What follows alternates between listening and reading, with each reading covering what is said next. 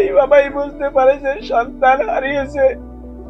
ছেলে যাওয়ার কত কষ্ট, কত বেদনা। আমারে 50 লাখ টাকা দিলেও আমি ছেলে পাবো না, আর ওই সন্তানকে বাপ পাইবে না। মা কই এটা ডাক দেয় না, আমার টাকা দেয়। আমার কি মা কই ডাক দেয় যে আম্মু আমি আছি বাচ্চা।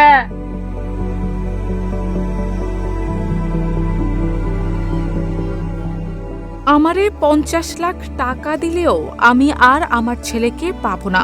বছর পার হলেও প্রিয় সন্তানের শোক এখনো দগদগে ঘায়ের মতনই হয়ে আছে মায়ের বুকে। রক্ত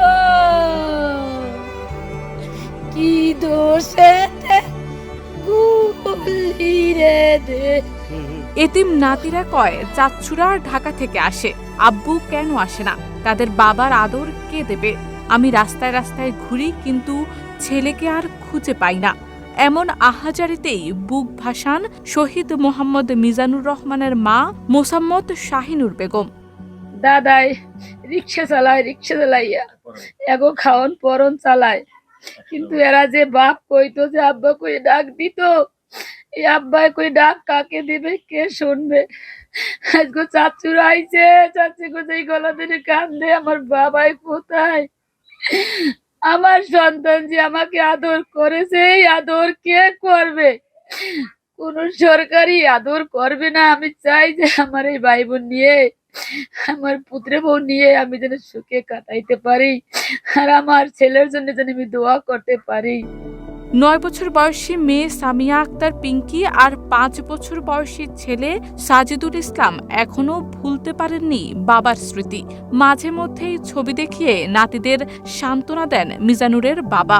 ভবিষ্যতে তিনি না থাকলে নাতিদের কি হবে সেই চিন্তায় দিন পার করেন মোহাম্মদ দুলাল মিয়া। আমার ছেলে মারা গিয়েছে, 1 বছর গত হয়ে যায়। যে বাবা বুঝতে পারে তার ছেলে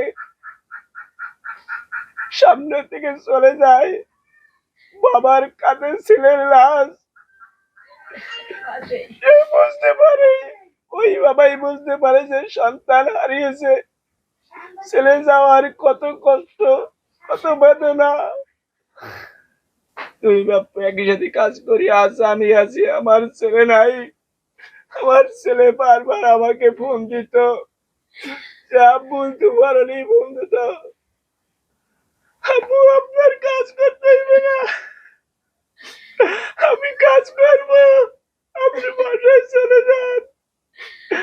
আজ আমার ছেলে তার কেউ বলে না,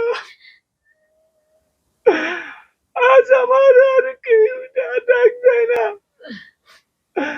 আমাকে বারবার বলতো আব্বু, গেল বছর 24শে জুলাই আমাকে 24 তারিখে আমাদের বাড়ি আসার কথা ছিল।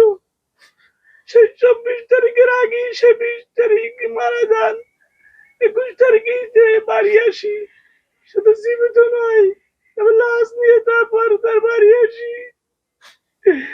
আমি আর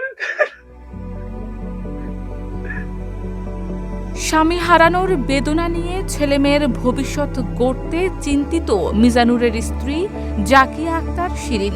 মা হিসেবে বাবার মতো করেই নিজের এতিম ছেলেমেয়ের পাশে দাঁড়াতে চান তিনি। আমি চাই যে না, আমি মা এবং বাবা দুটোই যেন তাদের অভাব পূরণ করতে পারি, যাতে আমি যে না, আমি এটা বলতে পারি যে না, মা হিসেবেও তোমাদের পাশে আছি। আর বাবা থাকলে যেটা করতে আমি হয়তো পুরোটা পারবো না, কিন্তু সরকার যদি আমার সাহায্য সহযোগিতা করে, আমি তার অনুদানে হয়তো বা কিছুটা আমি পূরণ করতে পারি, যাতে বাচ্চারা এটা বা না ভাবে যে না, আমাদের পাশে থাকার মতো কেউই নেই, আমার বাবা চলে গেছে, আমার মা হয়ে গেছে, এরকম যাতে বাচ্চারা না ভাবে। আমি বিশেষ করে বাচ্চাদের ক্ষেত্রে অনুযায়ী সরকার কাছে আবেদন করতেছি, যাতে সে আমার কোনো একটা কাজ এবং একটা থাকার স্থান করে দেয়, যাতে সারা জীবনে সন্তানদের সাইডে আমার কোনো জায়গায় না যাওয়া লাগে, যাতে সন্তানদের নিয়ে আমি থাকতে পারি, ব্যাস। 2024-এর 20 জুলাই কাজ থেকে বাসায় ফেরার পথে মানিকনগর বিশ্ব রোড এলাকায় বৈষম্য বিরোধী ছাত্র আন্দোলন চলাকালীন গুলিবিদ্ধ হন মোহাম্মদ মিজানুর রহমান। পরে সঙ্গে থাকা কয়েকজন মিলে তাকে ঢাকার মুগদা মেডিকেল কলেজ হাসপাতালে নিয়ে গেলে কর্তব্যরত চিকিৎসক তাকে মৃত ঘোষণা করেন। শহীদ মোহাম্মদ মিজানুর রহমান বরগুনা সদর উপজেলার 8 নম্বর ইউনিয়নের কালির তবক এলাকার বাসিন্দা মোহাম্মদ দুলালের বড় ছেলে। শারমিন নিশু, ঢাকা পোস্ট।